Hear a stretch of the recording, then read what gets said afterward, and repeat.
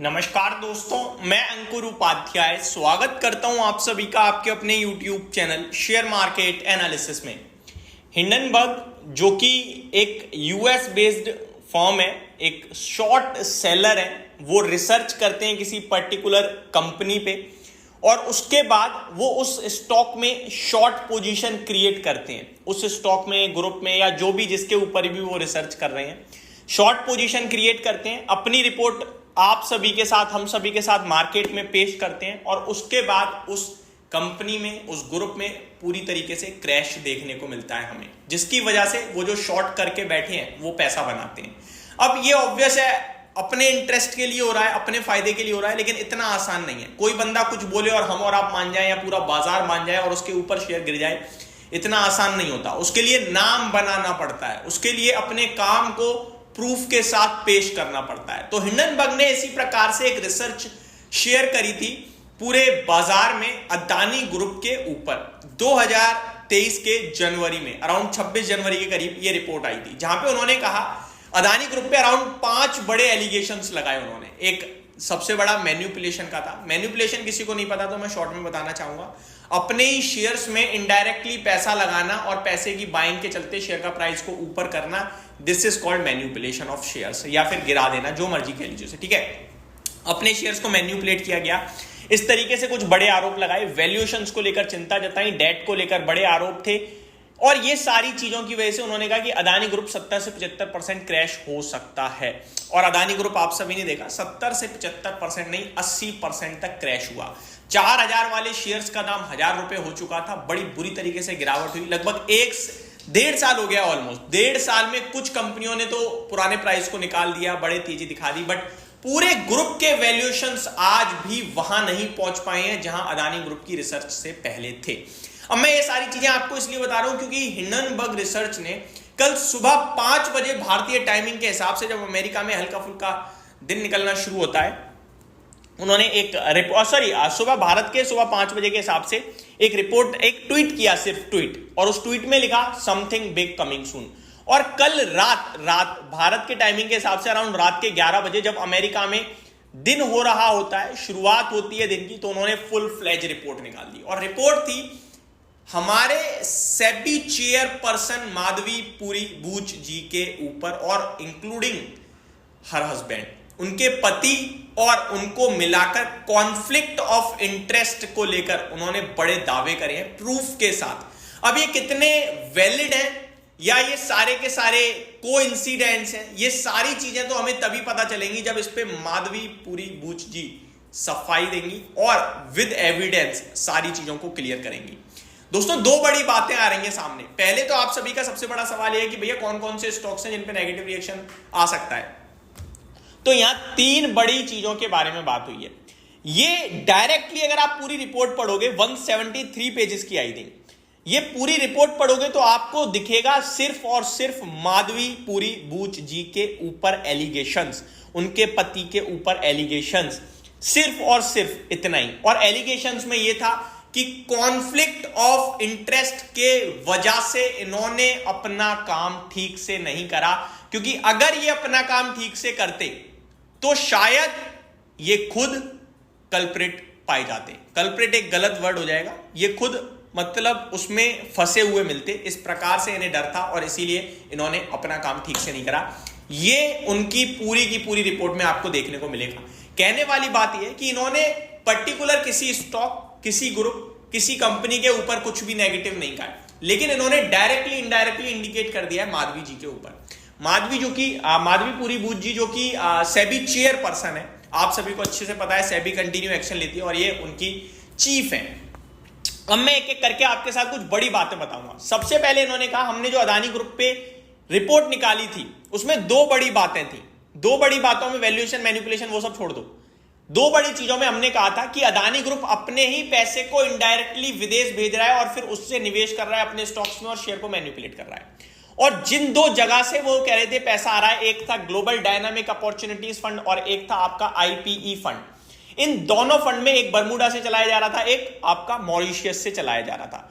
इन दोनों ही फंड्स में सेबी चेयरपर्सन माधवी पुरी बूच जी शामिल हैं, इन्वेस्टेड हैं, पैसा लगाती हैं। अब ये कोइंसिडेंट है या क्या? देखो भाई, मैं एक चीज बताना चाहता हूं, मैं HDFC के अपॉर्चुनिटीज फंड में पैसा लगाता हूं, भारत का बंदा हूं, भारत के एक मिड कैप ग्रोथ एक प्लान है जिसमें मैं पैसा लगाता हूं। अब आगे चलकर उसका रिलेशन किसी ऐसी चीज से निकल जाए और मैं कुछ बड़ा आदमी बन जाऊं मार्केट रेगुलेटर के हिसाब से, तो फिर आप कहोगे कि यार इसने इसमें लगाया, इसने इसमें लगाया, ये झोल है, या फिर मेरा पहले से ये किया है, हाँ ऐसे मैं कर रहा हूं, वो मेरे को नहीं पता, वो किसी को नहीं पता। तो माधवीपुरी बूच जी और उनके हस्बैंड जो है वो IPE जो कि मॉरिशियस का फंड है और ग्लोबल डायनामिक जो कि बरमूडा का फंड है, ये दोनों में ही निवेशित थे। अब यहां पे हिंडनबर्ग ये कह रहा है कि माधवीपुरी बूच जो कि सेबी चेयरपर्सन है, भारत में इतने अच्छे इतने बड़े म्यूचुअल फंड्स हैं, उनमें पैसा क्यों नहीं लगा रहे? इन्हें क्या जरूरत पड़ रही है विदेशों के फंड्स में पैसा लगा के और उसको वहां पे इन्वेस्ट करने की? ये तो चाहते हैं यहां भी इन्वेस्ट कर सकते हैं, यहां क्या फंड हाउसेस की कमी है? तो पहला आरोप एलिगेशन ये है, डायरेक्ट इनडायरेक्ट सारे इनडायरेक्ट ही हैं, बट ये उन्होंने जोड़ने की कोशिश करी है क्योंकि उन दोनों फंड से अदानी ग्रुप में पैसा जा रहा था। और उसके बाद जब ये चेयरपर्सन बनी है उससे पहले ये IIFL जो IIFL इन्फोलाइन करके जो ना कंपनी थी उससे अभी जो उसका नाम हो चुका है 361 वेल्थ मैनेजमेंट, उसके माध्यम से ही वो क्रिएट किया गया था IP प्लस फंड, और उसके बाद यहां पे पैसा भेजा जा रहा था उसके माध्यम से, और जो इंडियन इन्फोलाइन थे उसके डायरेक्टर अदानी ग्रुप से ही थे। ठीक है, तो ये सारी चीजें जो थी वो आपके लिए रिलेट कर रहे हैं आपस में। इन्होंने ये भी कहा कि इनकी एक खुद की फर्म थी अगोरा एडवाइजरी, जिसमें सेबी चेयरपर्सन माधवीपुरी बूच जो है वो 99-100% यानी खुद ही ओन करती थी और उसमें इनके डायरेक्टर पति थे। अब जब आप कार्यकाल में आ गए मार्च 2017 में, उसके बाद आपको अपना पद संभालना था, आपको वो छोड़नी थी, लेकिन इन्होंने उसे भी 16 दिन तक रन करा, यानी कि 2 जगह ये एक साथ काम कर रही थी। यहां भी उनके कॉन्फ्लिक्ट ऑफ इंटरेस्ट जताया कि उनका जो है अगोरा एडवाइजरी में भी पूरा इंटरेस्ट था। उन्होंने पहले ही रिजाइन देना चाहिए था लेकिन नहीं दिया, चलाते चले गए और उसमें भी काम कर रहे थे ये, बाद में उन्होंने इस्तीफा दिया। तो ये भी इनका एक आरोप लगाया गया। दूसरी बात इन्होंने कही कि जो ये और इनके हस्बैंड मिलके फंड जो चला रहे थे उसमें से जब ये होल टाइम डायरेक्टर बनी तो इन्होंने IP फंड में से तो पूरा वो कर लिया, अपने आप को अपने हस्बैंड को मेन बना दिया। दोनों के जो जॉइंट अकाउंट थे उसमें इनके हस्बैंड ने कहा कि मैं आज से कंफर्म करता हूं कि सारी पावर मेरे हाथ में। उसके बाद इन्होंने सारा फंड विड्रॉ करा, लेकिन दूसरे फंड में ये स्टिल सेम इन्वेस्टेड थे। इन्वेस्टमेंट का जो इनका मेन सोर्स ऑफ फंड था वो इन्होंने अपनी सैलरी बताई। तो इस तरीके से इन्होंने पूरे के पूरे आरोप लगाए गए हैं। उसके बाद आता है इनके हस्बैंड धवल बूच जी के ऊपर नंबर। धवल बूच जी पे हिंडनबर्ग आरोप लगाते हुए कहता है विद प्रूफ कि ब्लैकस्टोन, आप सभी इसका नाम तो बहुत अच्छे से जानते हो, ब्लैकस्टोन जो है उसमें धवल बूच जी को सीनियर लेवल पे शामिल किया जाता है उनकी कंपनी में। और उसके बाद जो हिंडनबर्ग है वो कह रहा है कि धवल बूच जी को ब्लैकस्टोन जैसी बड़ी कंपनी में शामिल किया जाता है, जबकि धवल बूच जी का पास्ट ट्रैक रिकॉर्ड बैकग्राउंड कुछ भी स्टॉक मार्केट इन्वेस्टिंग से रिलेटेड नहीं है, लेकिन उन्हें सीनियर एडवाइजर के रूप में ब्लैकस्टोन में जगह मिलती है। और उसका ये डायरेक्टली रिलेट कर रहे हैं कि क्योंकि उनकी वाइफ भारत में सेबी चेयरपर्सन है, तो ये जो करेंगे वहां पे उन्हें वो जल्दी से अथॉरिटी मिल जाएगी, इसलिए उन्हें शामिल कराया गया। ऐसे इन्होंने अपने मन से ही बना के बोला है, किसने? हिंडनबर्ग ने। और उसके बाद धवल बूच जी ने भारत में REIT जो कि ब्लैकस्टोन से है वो भारत में लिस्ट कराई। और सेबी चेयरपर्सन माधवीपुरी बूच जी काफी सारे कॉन्फ्रेंसेस में आपने सुना होगा, उन्होंने कहा कि मेरे को REITs में बड़ा इन्वेस्टमेंट दिखता है, फ्यूचर अच्छा दिखता है, अच्छा इन्वेस्टमेंट ऑप्शन है, आपको यहां फोकस करना चाहिए, यानी पुश किया REIT को। और वो धवल बूच जी ही ब्लैकस्टोन के माध्यम से भारत में लेके आए थे। तो यहां भी इन्होंने एक रिलेशन बैठाने की कोशिश करी। केवल इतना ही नहीं, इन्होंने और भी रिलेशन निकाले हैं। जब अदानी ग्रुप के ऊपर काफी सारे एलिगेशंस चल रहे थे तो गौतम अदानी जी ने एक पर्सनल मीट करा सेबी चेयरपर्सन के साथ। तो ये एक बिजनेस मीटिंग हुई थी, first high profile businessman to visit SEBI chief at Mumbai headquarter after Buch took charge in February. तो ये भी एक इन्होंने जो द हिंदुस्तान बिजनेस लाइन की तरफ से एक अपडेट थी वो भी पोस्ट करी है कि ऐसा होता नहीं है, यहां भी ये हुआ।